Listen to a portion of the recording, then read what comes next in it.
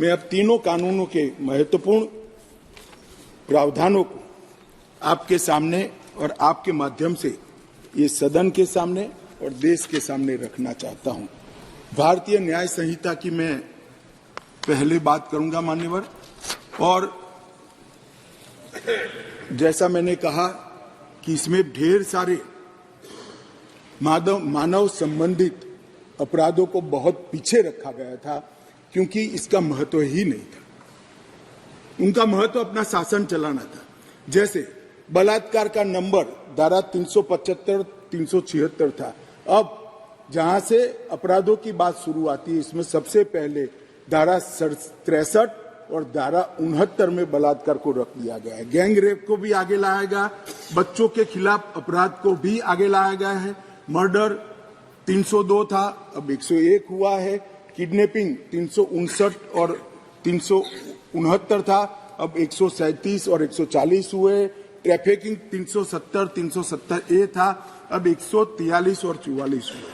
माननीय, शुरुआत की डेफिनेशन और प्रोसीजर को छोड़कर सीधा मानव संबंधित, पहले महिला और बच्चे और फिर शरीर संबंधित अपराधों को हमने प्रायोरिटी दी है, क्योंकि इसी को हम व्यक्ति की सुरक्षा के साथ जोड़कर देखते हैं मान्यवर, और उसको सुनिश्चित करना ये कानूनों की प्रायोरिटी है मान्यवर।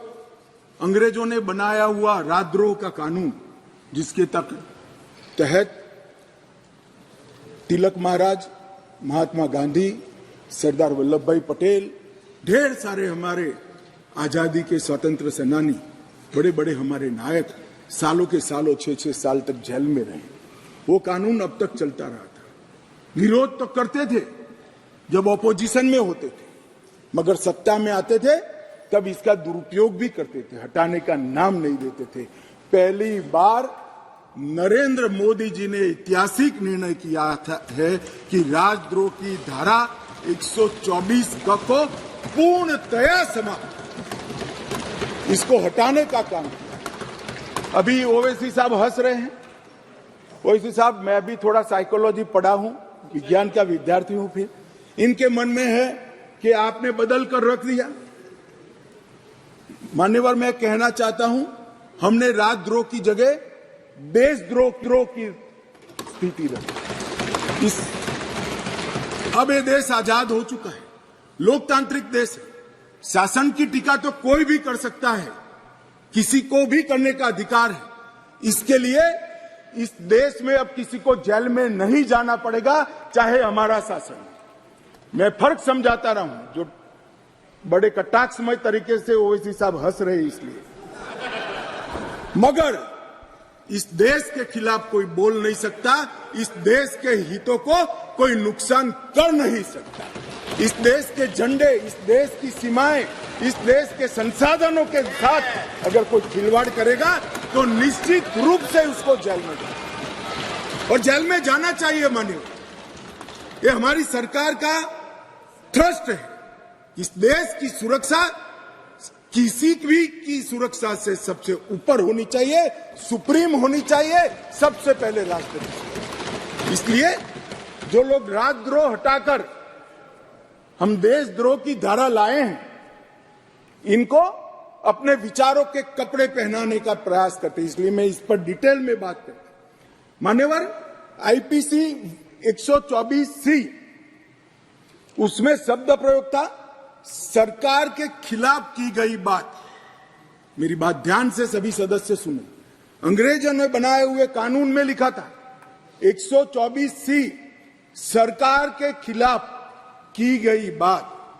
बीएनएस धारा 152 जो इसकी जगह आई है, भारत की संप्रभुता, एकता और अखंडता को तोड़ने वालों पर इस धारा का उपयोग है। वहां सरकार शब्द प्रयोग है, यहां देश है, भारत शब्द प्रयोग है। आईपीसी में आसन या प्रयोजन की बात नहीं की थी। किस उद्देश्य से आप बोलते हैं, किस उद्देश्य से करते हैं, इसकी बात ही नहीं की। करना ही काफी है। हमने इसमें देशद्रोह की डेफिनेशन में आशय की बात करी है। उसका उद्देश्य क्या है, उसका आशय क्या है, इसका महत्व है। अगर उद्देश्य देशद्रोह का है तो इसको कठोर से कठोर दंड मिलना चाहिए। और उद्देश्य अगर शासन का विरोध करना है तो उसको दंड नहीं मिलना चाहिए, उसको वाणी स्वतंत्रता का अधिकार है। अब घृणा और अवमानना, शासन की अवमानना, शासन की घृणा करना, तिरस्कार करना, इसको हटाकर हमने शब्द प्रयोग क्या किया है? सशस्त्र विद्रोह, विध्वंसक गतिविधियां और अलगाववादी गतिविधियां शब्द प्रयोग। और अगर कोई कहता है सशस्त्र विद्रोह, बम धमाके, गोलीबारी और विध्वंसक प्रवृत्ति करने के बाद भी कोई जेल में नहीं जाना चाहिए, तो मैं इस विचार से इत्तेफाक नहीं रखता हूं। ये जेल में जाने ही चाहिए, सजा होनी ही चाहिए। इस देश में किसी को यह अधिकार नहीं है। मान्यवर, मैं इसलिए कहता हूं कि कुछ लोग ये नए इनिशिएटिव को अपना कलर देने का प्रयास कर रहे हैं, मगर आपका कलर, आपकी सोच, आपके विचार, आपकी नजर आपको मुबारक हो। हम तो संविधान की स्पिरिट को लेकर आगे चलने वाले लोग हैं। देश के खिलाफ जो कुछ करेगा उसको जरूर सजा होगी, ऐसा कानून में होना चाहिए। मान्यवर, आज मैं इतना ही कहना चाहता हूं कि हजारों स्वतंत्र सेनानी जो राजद्रोह की कलम के तहत अपने जीवन के सुवर्ण काल जेल में काटे, देश को आजादी दिलाने के लिए, अंग्रेजों को देश में निकालने के लिए, आज नरेंद्र मोदी सरकार के इनिशिएटिव से इनके आत्मा को एक प्रकार से जरूर संतुष्टि मिलेगी कि आजाद भारत के बाद ये अन्यायी प्रोविजन को मान्यवर, हमने महिलाओं और बच्चों की सुरक्षा के लिए भी ढेर सारे प्रोविजन किए हैं। मान्यवर, भारतीय न्याय संहिता में एक नया चैप्टर महिलाओं और बच्चे के प्रति अपराध का हमने ऐड किया है। इस विधेयक में 18 वर्ष से कम उम्र की महिला के बलात्कार से संबंधित प्रोविजन में हम बदलाव कर रहे हैं। मौजूदा बलात्कार का प्रोविजन रीनंबरिंग तो हुआ है तथा नाबालिग महिलाओं के सामूहिक बलात्कार को पॉक्सो के साथ सुसंगत बना देता है, क्योंकि कुछ प्रोविजन ऐसे थे जो पॉक्सो में ज्यादा हार्ड थे। जिनको फेवर करनी थी वहां पुलिस स्टेशन में पॉक्सो अप्लाई नहीं किया जा सकता है। अब पॉक्सो अप्लाई करे न करे, बलात्कार करने मात्र से पॉक्सो की सभी धाराएं ये न्याय संहिता के माध्यम से लागू हो जाएगी और उनको सजा। आयु का अधिकार आधारित वर्गीकरण ठीक नहीं था। क्रमशः 18, 16 और 12 वर्ष की उम्र के नाबालिगों के बलात्कार के लिए हमने अलग अलग सजा का निर्धारण किया है। 18 वर्ष से कम आयु की बच्चियों के मामले में आज जीवन कारावास और मृत्यु दंड का प्रावधान हमने किया है। मान्यवर, उनको फांसी की सजा। गैंग रेप के मामलों में 20 साल की सजा या जिंदा रहने तक की सजा का प्रावधान किया है और 18 वर्ष से कम उम्र की स्त्री के साथ बलात्कार में फिर से फांसी की सजा को हमने यहां पर रखा है। मान्यवर, बलात्कार की परिभाषा के तहत भी एक एनोमली थी। सहमति से बलात्कार में 15 वर्ष की जो आयु डाली थी उसको बढ़ाकर हमने 18 साल किया है। तो 18 साल से कम आयु की बालिका के साथ कोई भी कुछ करेगा तो माइनर रेप के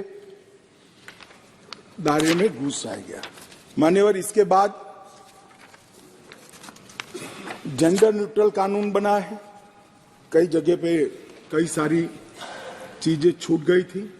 लड़के और लड़कियों के व्यापार जो एक घृणित अपराध है, इसमें सिर्फ लड़कियों का जिक्र था, वहां लड़कों को भी डाल दिया गया है। और आईपीसी की धारा 366A में भी नाबालिग लड़की के साथ बच्चे का भी जिक्र कर इसको जेंडर न्यूट्रल बनाने का हमने प्रयास किया है। मान्यवर, आतंकवादी कृत्य को इतने सालों के बाद 1 लाख से ज्यादा लोग आतंकवाद की बलि पर चढ़ने के बाद 75 साल के बाद पहली बार आपराधिक न्याय कानूनों में जगह देने का काम नरेंद्र मोदी सरकार को। हेलो, हाय, नमस्ते, सत श्री अकाल, आदाब, अस्सलाम वालेकुम दोस्तों। मैं नौशाद इंडिया से। दोस्तों, वीडियो अगर अच्छी लगी हो तो प्लीज वीडियो को लाइक और चैनल को सब्सक्राइब करना मत भूलिएगा। अब आपसे मुलाकात होगी मेरी अगली वीडियो में। तब तक के लिए आप अपना ख्याल रखें।